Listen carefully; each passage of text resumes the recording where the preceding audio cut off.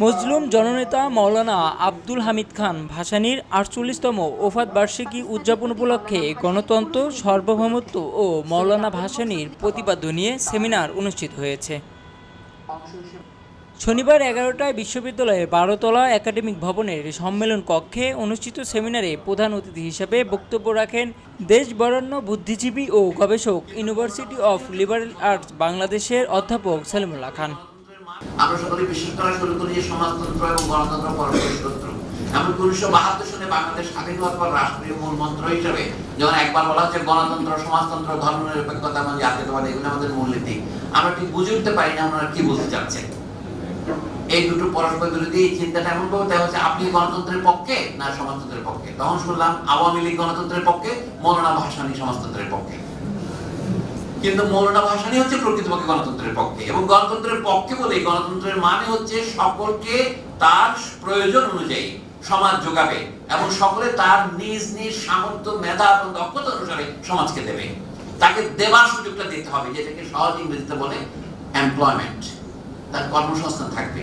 আমাদের সমাজে এই যে ব্যাপক বেকারত্ব, এই যে আমাদের তরুণদের মধ্যে ব্যাপক কর্মহীনতা, কর্মহীনতা মানে এই নয় যে তারা কিছু করছে না তা নয়, তারা তো চিন্তা করছেন।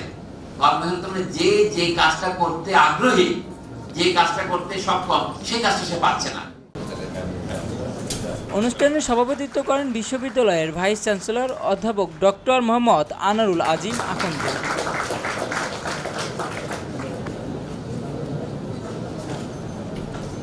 প্রবন্ধ উপস্থাপন করেন মাওলানা ভাসানী গবেষক সৈয়দ ইরফানুল বারী ও স্বাগত বক্তব্য রাখেন সেমিনারের উপকমিটির আহ্বায়ক অধ্যাপক ডক্টর সাজ্জাদ ওয়াহিদ।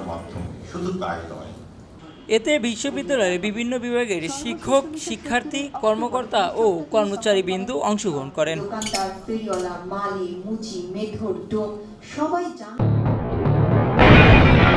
সবাই যখন জোয়ারে গা ভাসায়, কেউ কেউ শিরদাঁড়া সোজা করে ঘুরে দাঁড়ায়। সময় যেখানে প্রতিনিয়ত হার মেনে নিতে শেখায়, কেউ কেউ চ্যালেঞ্জ ছুড়ে দেয়।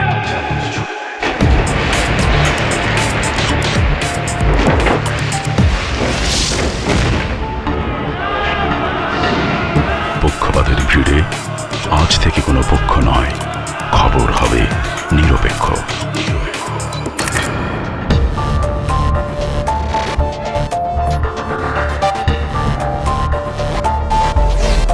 বানোয়াট তথ্যবাদ, খবর হবে নিখাত।